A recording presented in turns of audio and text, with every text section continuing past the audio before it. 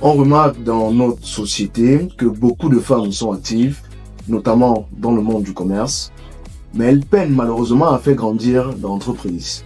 Qu'est-ce qui peut expliquer ce phénomène? Alors oui, clairement, dans notre société, on va remarquer, autant les hommes entreprennent, il y a beaucoup de femmes, beaucoup plus de femmes aussi qui entreprennent, mais ils n'évoluent pas de la même façon. Du côté des femmes, on remarque comme ça un frein de croissance. Elles démarrent bien, elles ont le courage de démarrer des choses, mais elles se limitent beaucoup à un certain niveau.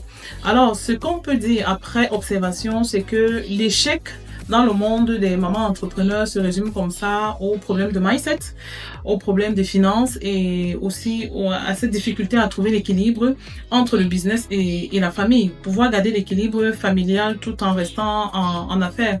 Alors, pour résumer ces trois blocages-là, on va quand même citer quelques éléments palpables du quotidien qui viennent comme ça expliquer ce blocage-là. On a comme ça des mamans qui vont comme ça continuellement vous dire non, moi je veux pas gagner beaucoup.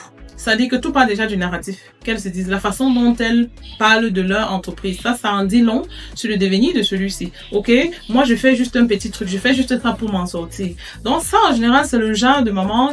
Les mamans qui ont cette mentalité-là, en général, elles ne voient pas loin. C'est-à-dire, elle ne s'autorisera jamais à investir dans son business pour le faire grandir. Ok? Parce que quand on va en profondeur avec elles, elles vont vous dire, moi, j'ai fait ça juste pour les enfants. C'est juste le temps de.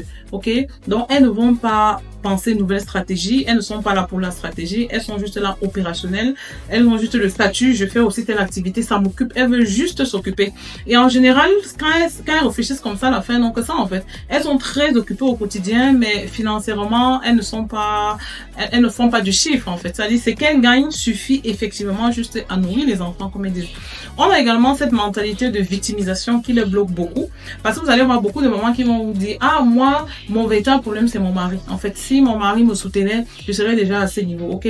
Si mon mari était comme le mari de tel, moi aussi, j'aurais déjà une entreprise comme pour tel. Donc, il y a cet esprit de, le problème, c'est pas moi, c'est toujours l'autre, en fait. Mon mari ne m'aide pas, il me donne pas le capital, il me soutient pas, il m'accompagne pas, ou bien c'est la famille.